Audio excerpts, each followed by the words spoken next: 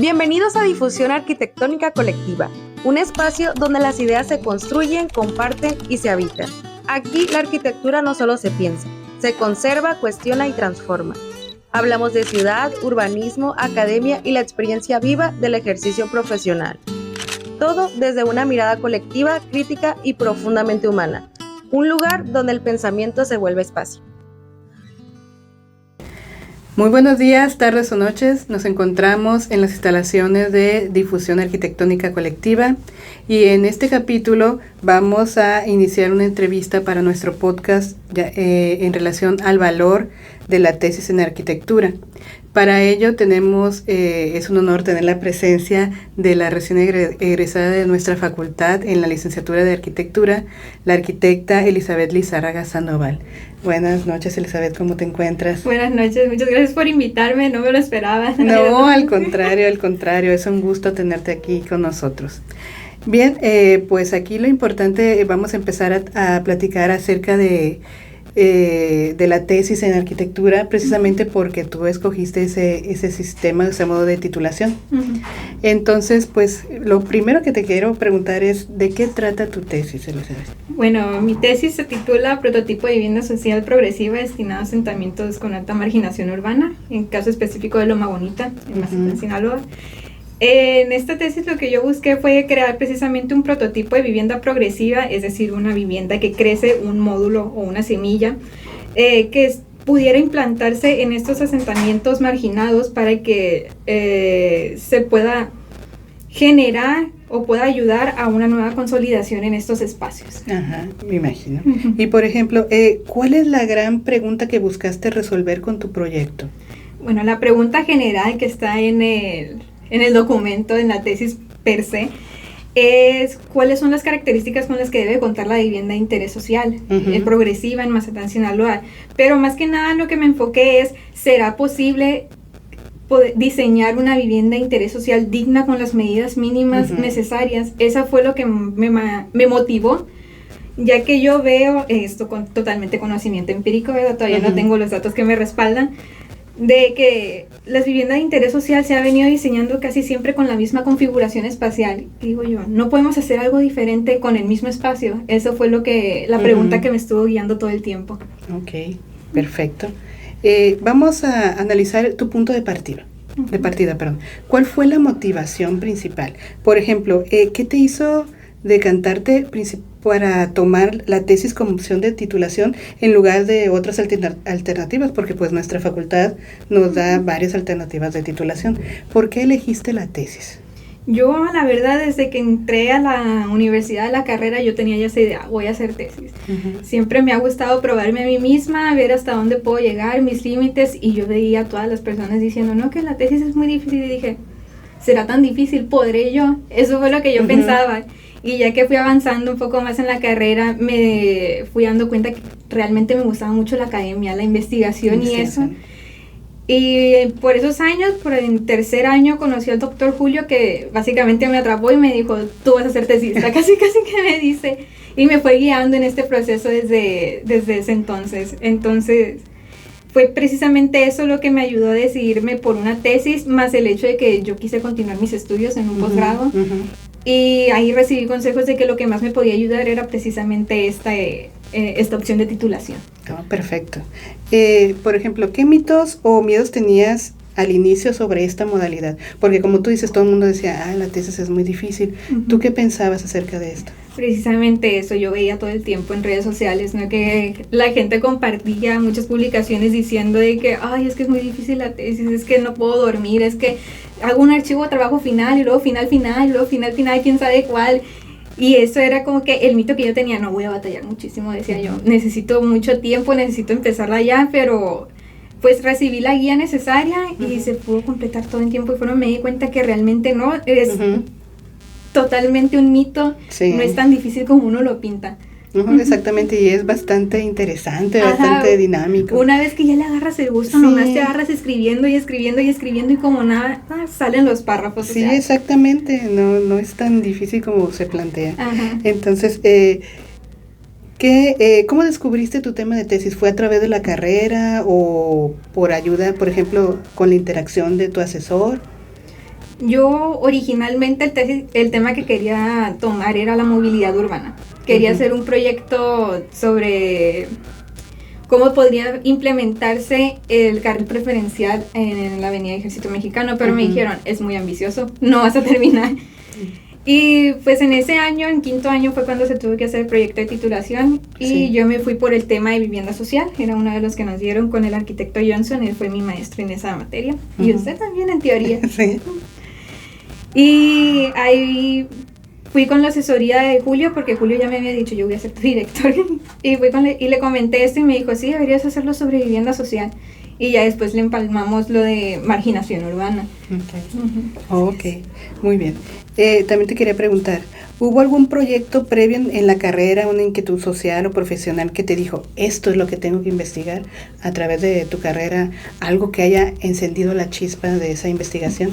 Sí, precisamente. En cuanto al tema de vivienda social, yo vivo en un fraccionamiento de interés social, pero no vivo en una casa de interés social. O sea, mi papá construyó la casa, nada más compró el terreno. Pero yo veía a mis vecinos que siempre que me invitaban a sus casas o algo a jugar cuando éramos niños, yo veía que vivían 5 personas en una misma casa y nada más sus recámaras. Y decía yo, ¿cómo esto es posible? Esa era una inquietud personal en cuanto a la vivienda de interés social. Y en el tema de marginación sí hubo un trabajo previo. Como mencioné anteriormente, mi tesis está enfocada en Loma Bonita. Con el doctor Julio precisamente me ayudó muchísimo en esta tesis. Yo hice el servicio social con él y el proyecto que llevamos ahí fueron estrategias de rehabilitación socioespacial en zonas marginadas. Y el tema, la colonia que mi equipo de brigadistas y yo tocamos fue precisamente Loma Bonita. Fue cuando dijo, ¿qué tal?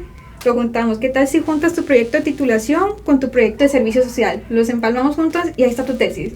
Y eso fue precisamente lo que hicimos. Sí. Ya con ese proyecto de servicio social ya tenía la mitad de la tesis hecha prácticamente. Sí, perfecto. Y luego tuviste el primer paso del método científico, que es la observación. Así es. De la observación sale literalmente de manera directa lo que es la investigación. La inquietud de investigar sobre todo. Así es. Pues hablando de eso, háblanos de tu asesor, de tu equipo de apoyo. ¿Cómo fue la dinámica de trabajo principalmente? Yo tuve la suerte de que a mí me aprobaron el proyecto de tesis como una homologación de las prácticas profesionales. Entonces, como eso yo tenía que cumplir con un horario. Yo venía a reuniones con el doctor Julio cada cierto tiempo, creo que venía una vez a la semana.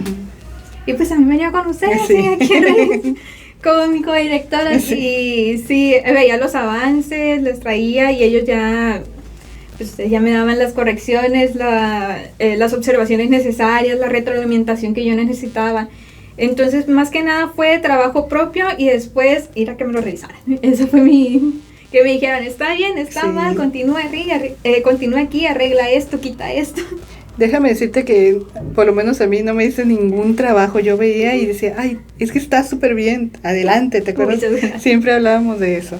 Y de acuerdo a esto, ¿cuál fue la contribución más valiosa que recibiste de tu equipo de asesoría? Creo que sería la paciencia, que me tuvieron mucha paciencia porque sí había semanas en las que el avance que traía era muy poco. A pesar de que pues yo tuve esta homologación de prácticas, sentía que no le estaba dedicando el tiempo suficiente y yo sabía que lo notaban a veces mis asesores. Entonces fue más que nada la paciencia, pero también me ayudaron muchísimo dándome herramientas. El doctor Julio a cada momento me estaba mandando artículos que me decía, esto te puede servir, esto te puede servir para esto te puede servir para esto otro, ve este podcast, ve este video, asiste a esta reunión, lo que sea. Siempre me estaba ayudando, me invitaba a las clases de maestría para poder saber para poder tomar algunas de las herramientas de posgrado para poder yo desarrollar mi tesis. Siento que en ese punto hice trampa. Sí, ya me fui a las grandes ligas. Sí, no, pero está perfecto porque pues obviamente te retroalimentas. Sí, y qué bueno que mencionas esto porque también es importante para que aquellas personas que estén interesadas en hacer tesis se den cuenta que no es ir solos por ese camino de investigación, sino que es un equipo de asesoría que los lleva para que salgan adelante con su investigación. Así es, el director de tesis y codirector de tesis son personas que están ahí que su propósito es ayudarte. Exactamente. Al final de cuentas, pues la tesis también es un producto de ellos, también ellos reciben créditos por ello, así que su responsabilidad, no está uno solo, creo que eso es uno de los miedos que la mayor parte de las personas tienen antes de hacer una tesis. Exactamente. Bueno, y vamos a ver el proceso y los retos a los que te enfrentaste. ¿Cuál fue el momento más difícil o el mayor obstáculo metodológico, técnico o creativo que enfrentaste y qué hiciste para superarlo? Bueno, el mayor obstáculo fue que Loma Bonita es una colonia muy insegura. Ay, sí, súper peligroso. Sí, cuando estábamos haciendo el proyecto de servicio social, simplemente nos dijeron, ¿saben qué? No vayan. Y esa vez pues no pudimos ir. Ya cuando yo estaba con el proyecto de tesis ya pude ir una vez, me acompañó el doctor Julio, pero fue de que de entrada por salida casi rápido, porque sí, una persona que vive por ahí, un alumno, nos dijo, no vayan, es muy inseguro, puede pasar esto y otro. Entonces ese fue el mayor obstáculo que tuvimos, que no pudimos obtener una retroalimentación de los habitantes de Loma Bonita. Pero a final de cuentas lo que pudimos hacer fue hacerlo todo con datos estadísticos. Nos basamos en toda la información que nos podía proporcionar INEGI, CONAPO, DENUE, y desde ahí estuvimos sacando todo. Ok, perfecto. ¿Qué tipo de herramientas o métodos de análisis específicos utilizaste? Las herramientas que más utilicé fue ArcGIS. ArcGIS me hizo un favorzote, ya me analizaba toda la información de INEGI, ya no tenía que yo procesarla uno por uno. Ya me decía, aquí pasa esto, tú pones esto y ahí está. Herramientas súper recomendables. Así es, y pues los motores de búsqueda, Google Académico fue mi mejor amigo durante todos estos meses. Sí, me imagino, también es bien importante tener conocimiento de el uso de estas herramientas. Sí, porque pues, están de libre acceso. Pues sí, y son súper fáciles de utilizar. Así es. Si tuvieras que resumir el impacto de tu tesis, ¿cuál fue el hallazgo o la conclusión más sorprendente o significativa que viste en tu investigación? Creo que ese sería que sí se puede diseñar en espacios mínimos. Lo ideal sería que tuviéramos una mayor superficie mínima, pero con lo poco que nos puede otorgar la reglamentación o la normativa, sí es posible entregarle un producto digno a las personas pues que ya están en este estrato de bajos recursos. Entonces, no condenarlos precisamente al hacinamiento. Como digo, yo veía muchísimas veces a personas, familias de 5 personas en una vivienda con 2 recámaras, que obligatoriamente tenían que compartir recámara. Y yo decía, no, esto no es posible. No es humano. No es humano, sí. Y yo estoy toda mi vida acostumbrada a tener mi propia recámara, y cuando veía a mis vecinitos, así decía, ¿cómo le hacen? Sí, es difícil. Sí. Pues de acuerdo a esto, ¿cómo crees que tu hallazgo, tu investigación podría cambiar la forma en que los arquitectos abordan precisamente este tema? Pues sería que el tamaño mínimo no debería ser un obstáculo para la creatividad. Yo considero que debería ser un impulso. Está bien, sí, debemos demandar que el tamaño mínimo pues sea un poco mayor, pero este tamaño mínimo debería hacerte esforzarte un poco más para entregarle un mejor producto. A final de cuentas, eso es lo que nosotros vivimos, ¿no? De la creatividad, de cómo resolvemos la configuración del espacio. Pues hazlo bien, ¿no? No repitas lo que se ha venido viendo en fraccionamientos de diferentes inmobiliarias, constructoras, que siempre es el mismo patrón. Volver un poquito más perdón que te interrumpa, volver un poquito más al urbanismo humanista a la gente. Así es, sí. Diseñar para ellos, al final de cuentas, y tomarlos en cuenta a la hora del diseño, porque no solamente nos debemos de ver como un comprador, sino como los habitantes, ellos se van a apropiar de su propio espacio. Exactamente, totalmente de acuerdo. Y vamos a ver el gran día. ¿Recuerdas tu exposición, las experiencias que tuviste? Todo el mundo estaba muy contento todos estábamos muy contentos por ti. ¿Cómo fue la experiencia de defender tu tesis, tu trabajo ante un jurado? Ese día yo recuerdo que llegué nerviosa, y yo cuando me pongo nerviosa me pongo muy temblorosa, no hallaba ni cómo calmarme. Entonces estaba muy nerviosa, pero ya que me dijeron, ya tienes que pasar, dije, no, te tienes que concentrar. Y una vez allá arriba me quedé pensando sobre qué debería decir, si estaba suficientemente preparado o no, y al final dije, al final de cuentas, la quien hizo el trabajo soy yo. La que los tiene que decir que yo sé lo que se está exponiendo aquí soy yo. Nadie es experto en este tema más que yo, porque este es mi tema. Mi jurado simplemente lo leyó y ellos tienen sus dudas claramente, es que yo les debo resolver con el conocimiento que ya tengo. Todo lo que voy a decir no es algo que me voy a inventar en el momento, es algo que son meses de trabajo, que ya los tengo bien grabados en mi mente. Entonces, puedo decir que me llevé una exposición un poquito más tranquila, más calmada, y al final de todo fue una gran satisfacción cuando logré terminar y cuando ya me dieron el resultado que me lo habían aprobado. Ajá. Fue como que, wow, un orgullo para mí misma. Sí, y luego que fue con grado de excelencia. Tienes que presumir que tu tesis tuvo un grado de excelencia. Así es. Entonces, fue genial. ¿Qué sentiste al ver los años de esfuerzo resumidos en esos minutos y recibir la aprobación final? Me imagino. No, la satisfacción, el orgullo, más que nada que yo sentía por mí misma, fue inmenso, de que sí pude. Yo pude comprobarle a todo el mundo que sí pude. Y recuerdo a mi mamá ese día, pues era la primera vez que me veía en una exposición de ese tipo, que simplemente ella en su inocencia dijo, yo no sé cómo le cabe tanta sabiduría.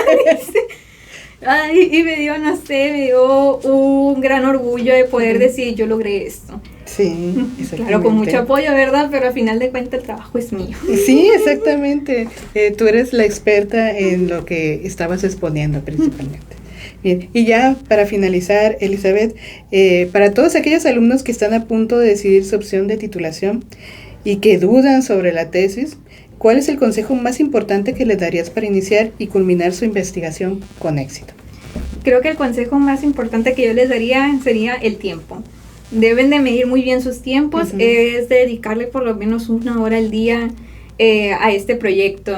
Y que si están en duda, pues que se quiten las dudas y que sí lo hagan. La verdad, como les digo anteriormente, no es tan difícil como uno lo hace creer en redes sociales. Hasta yo, yo compartía muchísimas cosas de que no, que la tesis se me está consumiendo y que no sé qué. No era cierto, casi todos los que compartimos eso no es cierto, la verdad. No es tan difícil como parece ser y es una gran... Cuando lo terminas y ves el formato, ya ves el impreso, el documento, te das cuenta de que tus capacidades sí están al nivel, porque eso es alguna inquietud que yo creo que muchos tenemos, muchos universitarios, de que estoy aprendiendo algo en esta carrera, y ahí te das cuenta, sí aprendí algo, sí tengo el conocimiento que necesito para ya aventarme al mundo profesional. ¿Lo recomendarías? Totalmente, lo recomiendo. En especial si están pensando en continuar con un posgrado. Exactamente. Sí, crea muy buenas bases. Así es. ¿Qué es lo que sigue para ti? ¿El posgrado? El posgrado, sí. Actualmente ya me encuentro estudiándolo aquí precisamente en la facultad. Estoy continuando con la misma investigación. Ahora estoy en la evolución del diseño de la vivienda de interés social. No, perfecto. Así es. Me seguí por la misma línea de investigación, entonces ya tengo una base muy fuerte. Y pues eso es otro consejo, que si piensan continuar, que si piensan decidirse por tesis, que sea un tema que les guste y que puedan continuar, porque eso les va a facilitar muchísimo la vida en un posgrado. Exactamente, sí. Pues muchas gracias, Elizabeth, por atender nuestra invitación. Sabes que eres bienvenida aquí a Difusión Arquitectónica Colectiva cuando tú gustes. También, a lo mejor en un futuro, siendo ya maestrante, volvemos a platicar otro ratito acerca de lo que estás haciendo en maestría. Estaría perfecto. Sí, me encantaría que volviéramos a platicar. Y pues dejamos esta charla hasta el momento, ya lo veremos en un futuro. Pues muchas gracias por acompañarnos en este capítulo de Difusión Arquitectónica Colectiva. No olviden seguirnos en nuestras redes sociales como Spotify y YouTube y próximamente en Instagram y TikTok. Muchas gracias y buenas noches. Recuerda que seguimos construyendo este espacio. Si quieres escuchar o quieres compartir algo, escríbenos. La arquitectura se piensa mejor en colectivo. Gracias por escucharnos en un episodio más de Difusión Arquitectónica Colectiva. Hasta la próxima.